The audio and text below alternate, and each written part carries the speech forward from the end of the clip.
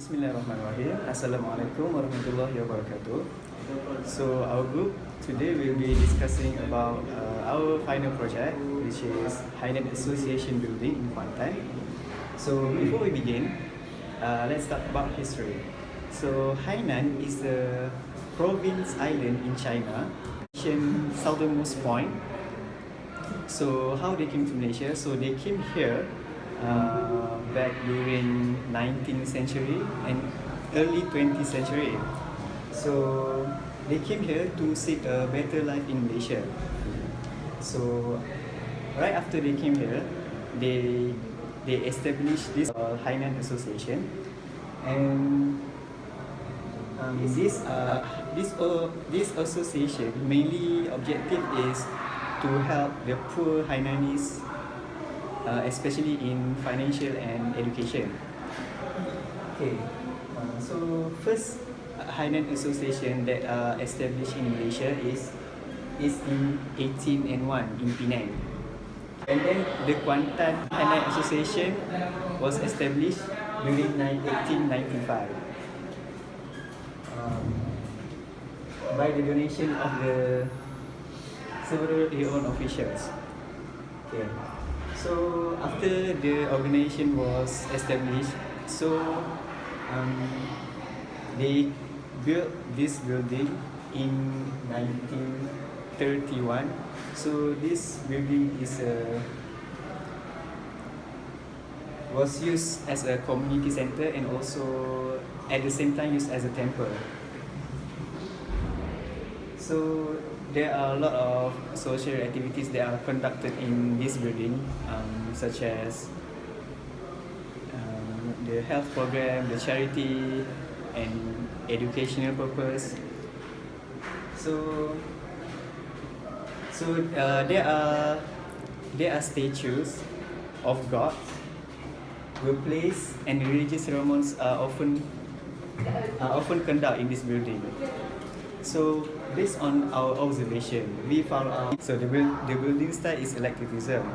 So eclecticism is 19th to 20th century architectural style, which the piece of work is a mixture of elements from the previous historical style, which then created into something new and original. So we found out that there are two main style in this building, which is more. We can see that the second floor is mainly we can easily recognize as a Malay architecture, and then the first floor is another architecture style. So we will be explaining this much more detail after this. So next we move on to the architectural features. So the first architectural features found in this type of building is Bumbu 5/5. So we found out that the materials used in this roof are clay. So clay is the most sustainable materials that are often used in building roofs. Besides that, we also found a slight characteristic gable roof. As you can see, gable roof falls under many categories, such as the box gable roof, the open gable roof, and the Dutch gable roof. So this roof falls under the category of Dutch gable roof. Besides that, it also has the application of simplistic fascia, or we also know it as papan cantik in Malay. Papan cantik is often made for middle class community. Assalamualaikum warahmatullahi wabarakatuh. And so we proceed to the another architectural features that we can see on this building. As you can see on the second floor, it consists of wooden panels as the facade. So over here, the name of this facade is loverboard. It actually imitates the Malay traditional weatherboard, which actually looks like this.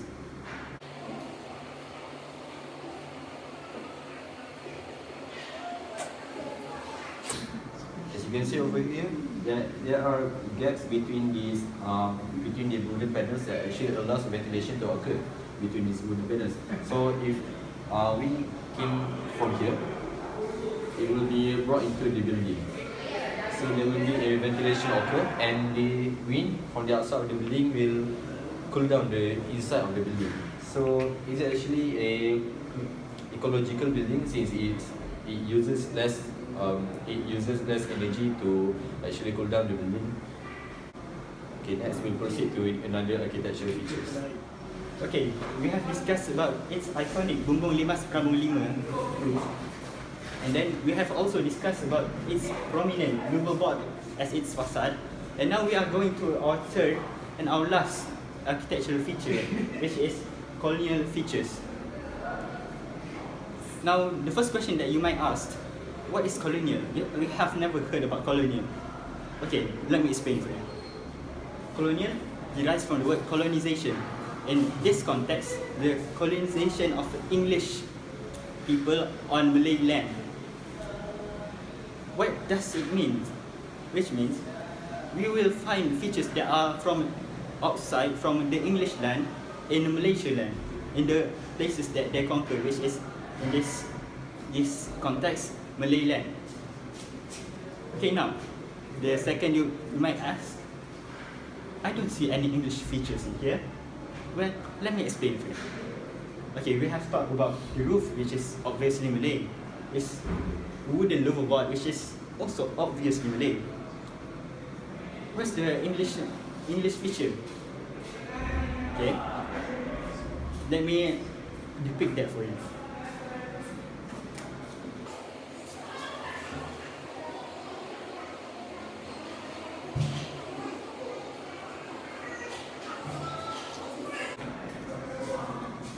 Okay, as much as Malays are popular for their hospitality, they are not quite expressive of that in their architectural buildings. And in this room, in this house, we can see that they make some really prominent gates. They are archway, as if they were to say, people come here, we are open, our doors are open for people to come. As you can see, the gates are wide, they are decorated, and they even have glass doors to let people see what's inside. So they are attracted to enter this house.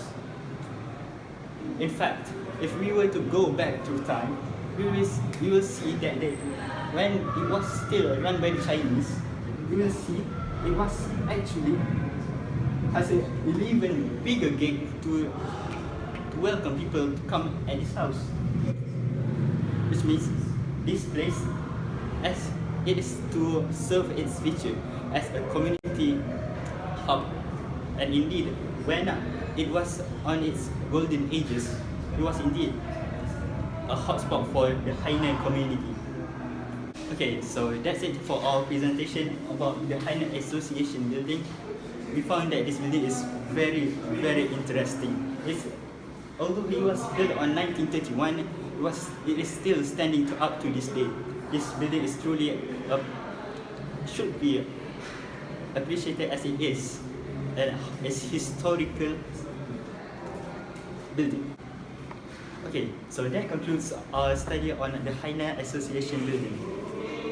This building is not just any building. It's a manifestation of a golden hybrid between traditional Malay architecture style and English colonialization architectural style. This building is much more than just a building. It's an historical artifact.